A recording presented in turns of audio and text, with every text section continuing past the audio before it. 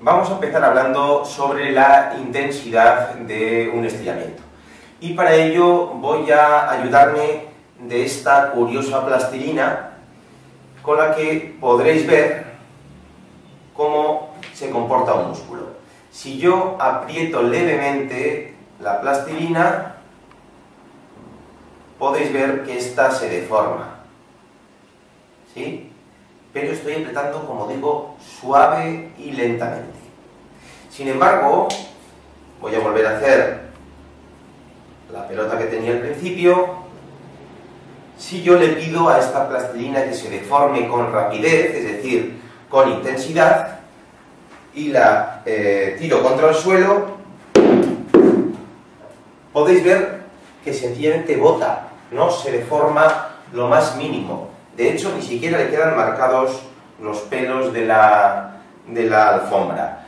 El músculo se comporta de una manera muy similar. Si realizamos un estiramiento con una intensidad muy brusca desde el principio, el músculo se va a endurecer, va a responder para oponerse a este estiramiento.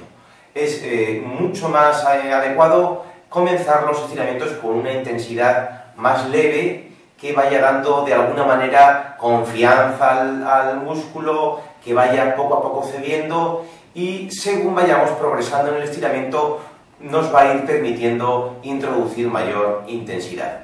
Es por lo tanto más el tiempo más importante que la propia intensidad, que como digo, debe ser suave y progresiva.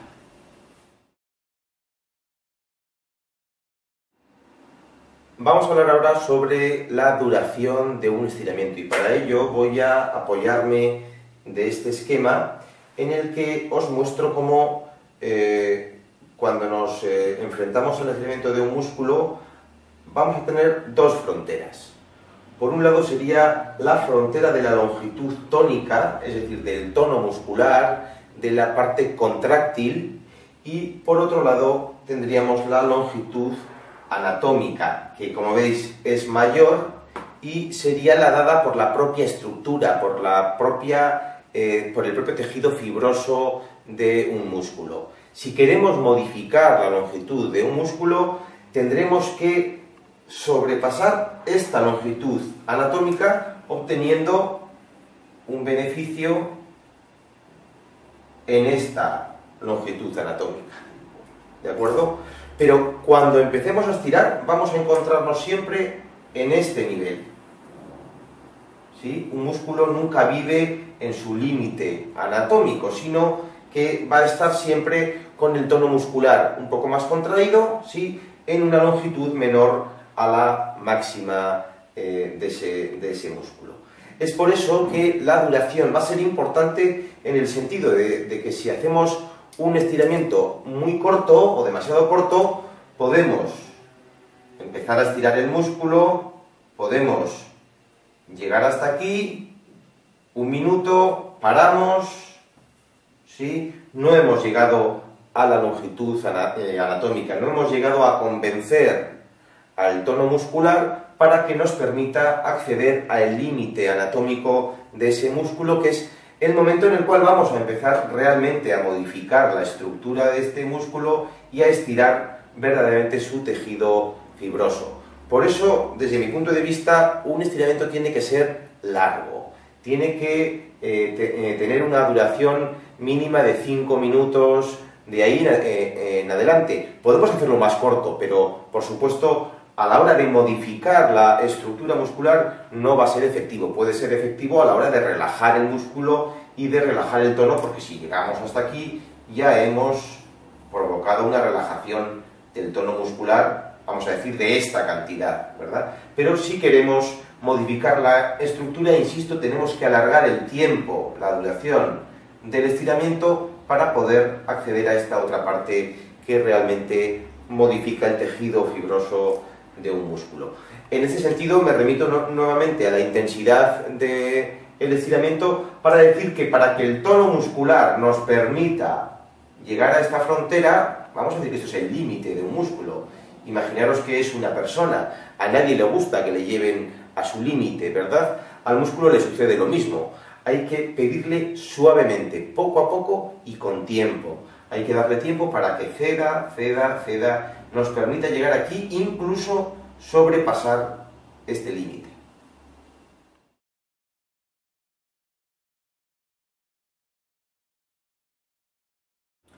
Con respecto a la frecuencia de los estiramientos, deciros únicamente que no creo que haya en ese sentido un límite, es decir, no creo que sea negativo estirar 2 veces, 3 veces, 4 veces al día, no creo que sea un problema.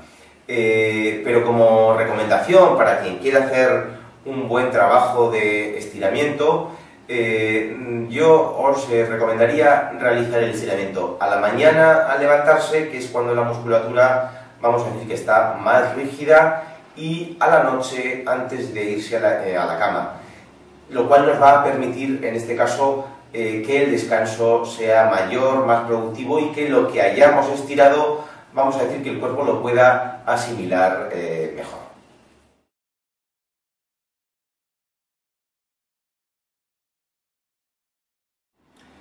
Vamos a ver ahora la importancia de la respiración con el estiramiento y la combinación de la respiración con las contracciones isométricas y la relajación post-contracción. Inicialmente veremos sencillamente cómo con el movimiento respiratorio un músculo de una longitud X va siempre a contraerse en el movimiento de inspiración, hay un aumento de su tono muscular y hay una relajación de su tono muscular en el momento de la expiración.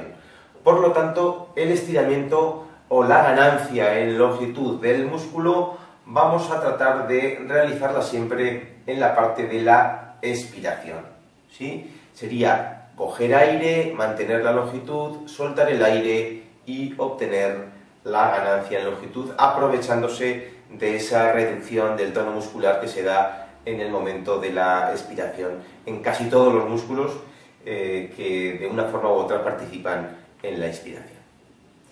En segundo lugar, vamos a ver el estiramiento post-contracción, realizando esta contracción en el momento de la inspiración. Sería, tenemos un músculo con una longitud X y en el momento de la inspiración realizamos lo que se denomina una contracción una contracción isométrica.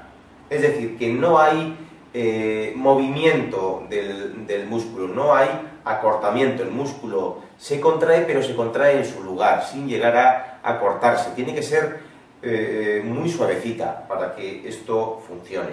Entonces, en la inspiración realizamos esta contracción isométrica y en la expiración es cuando obtenemos la ganancia en longitud, aprovechándonos de la disminución del tono muscular que nos trae tanto que estamos en expiración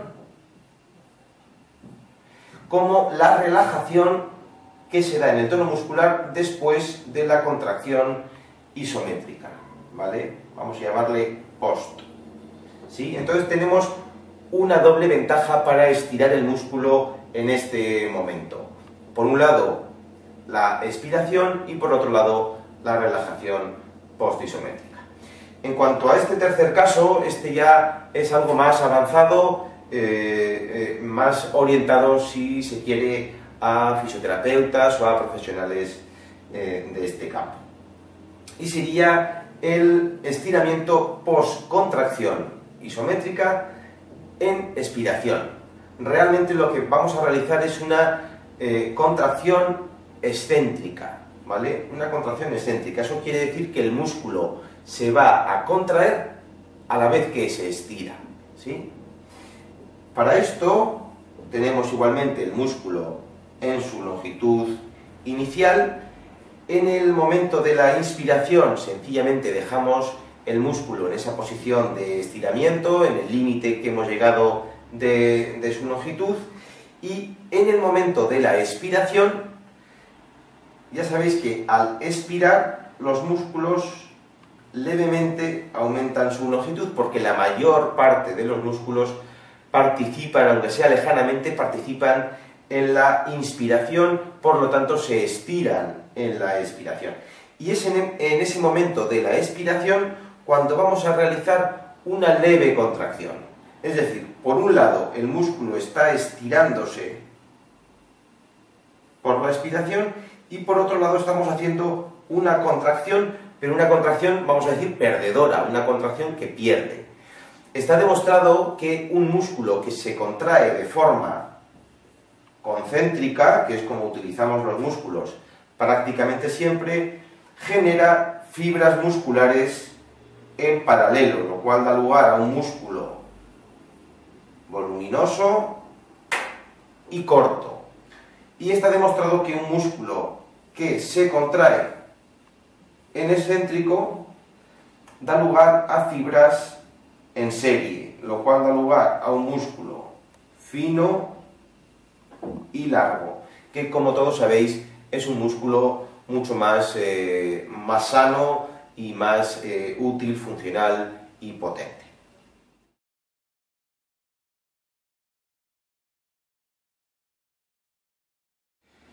Voy a explicaros ahora un concepto fundamental a la hora de realizar cualquier estiramiento, y es el de las compensaciones que realizan los músculos.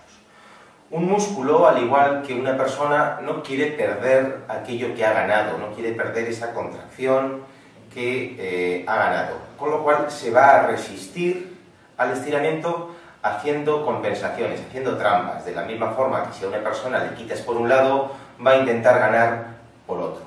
De esta forma, lo que solemos hacer habitualmente con los estiramientos es tirar de una punta perdiendo de la otra, con lo cual no estamos haciendo más que trasladar la longitud de un lugar a otro, ¿sí? Es algo así como lo que hace un gato que se persigue la cola. Cuanto más adelanta la cabeza, más se adelanta también la cola, con lo cual nunca llega. Con el estiramiento sucede exactamente igual. Para realizarlo correctamente, siempre tenemos que tomar un punto como fijo y el otro punto tiene que ser el móvil, tiene que ser el que se estire, ¿sí? Ahora yo puedo estirar esta mano porque esta la he fijado, ¿sí? Tiro de aquí y esta fijo. Si yo no hago este punto fijo, cuando tire del punto móvil voy a arrastrar al otro, ¿vale? Esto no es estirar, esto es trasladar la longitud, la tensión de un lugar a otro. Os voy a poner un sencillo ejemplo con el estiramiento del cuádriceps y del recto anterior. Si yo sencillamente hago el estiramiento como se hace habitualmente, cuanto más estiro el cuádriceps y el recto anterior hacia atrás, más arrastro la pelvis hacia adelante en lordosis. Entonces, hay gente que incluso llega a hacer así, ¿eh? Es la clara imagen de el gato que se persigue la cola. Cuanto más echo hacia atrás la pierna, más adelanto las lumbares, más adelanto la pelvis, y así no podemos estirar. Si hacemos un punto fijo, en este caso en la pelvis, manteniéndola en retroversión, ahí está el punto fijo, ¿de acuerdo? Si yo fijo la pelvis, en vez de ahí la fijo en retroversión, todo el estiramiento que yo haga ahora de la pierna va a tener su efecto en el músculo, porque no estoy permitiendo la trampa, no estoy permitiendo la compensación.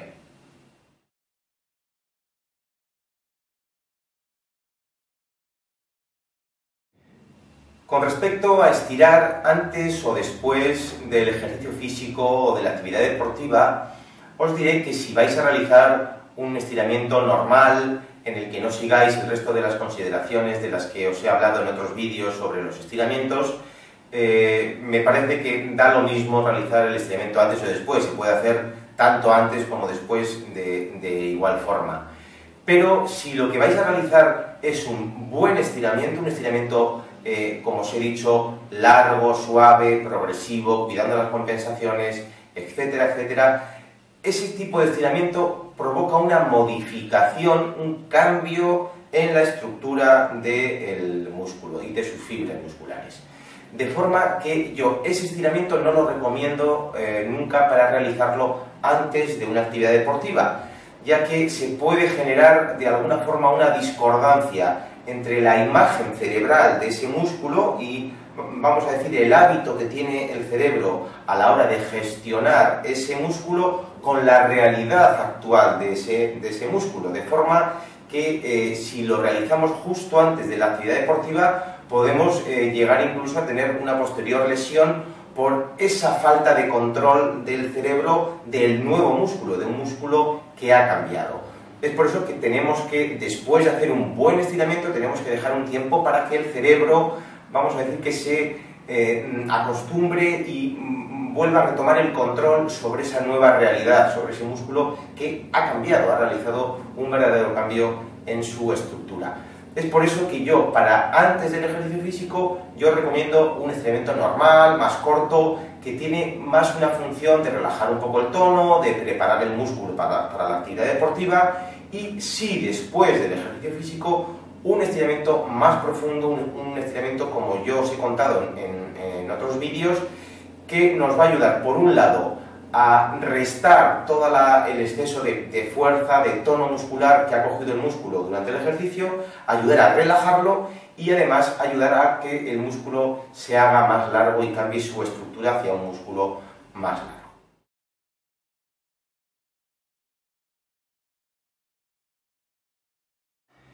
Con respecto al estiramiento, en el caso de los músculos tónicos y los músculos fásicos, quiero explicaros inicialmente cuál es la diferencia entre ambos, para que podáis entender las posteriores consideraciones.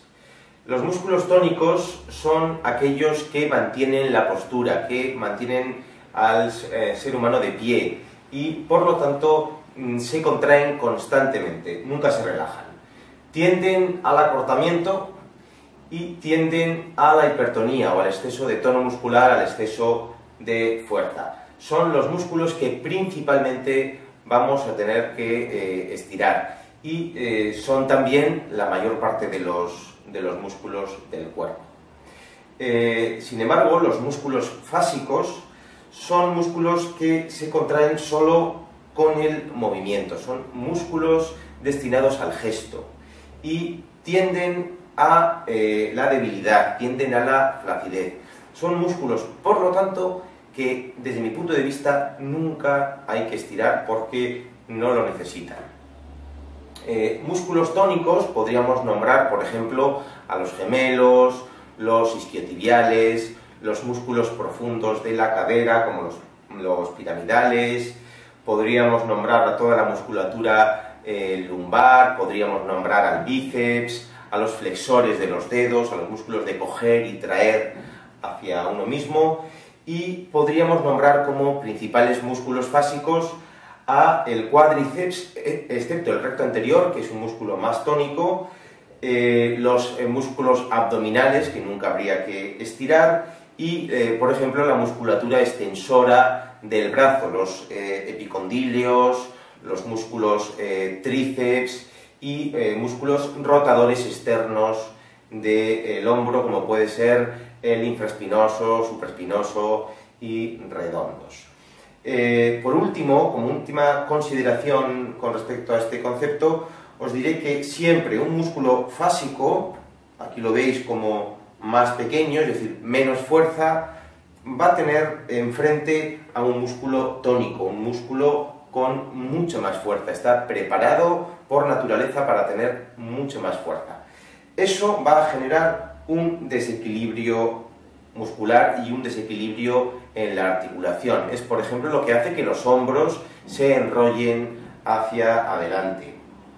Este concepto os lo explico más ampliamente en otro vídeo en el que se titula Desequilibrios musculares, músculo vencedor, músculo vencido, en el que explico más profundamente este concepto. Pero en este caso solo quiero reseñar que para equilibrar, para romper este desequilibrio, basta con estirar el músculo fuerte, el músculo tónico, el músculo ganador para que éste coja fuerza. Lo que nunca debemos hacer es estirar un músculo perdedor, es estirar un músculo que ya de por sí le cuesta mucho esfuerzo luchar contra un músculo tónico que está mucho más preparado que él. Es el caso, por ejemplo, del músculo tríceps, ¿sí? El músculo tríceps, en la parte posterior del brazo, es un músculo fásico, es un músculo que tiende a la flacidez y tiende a la debilidad. Y tiene enfrente a un músculo muy tónico como es el bíceps,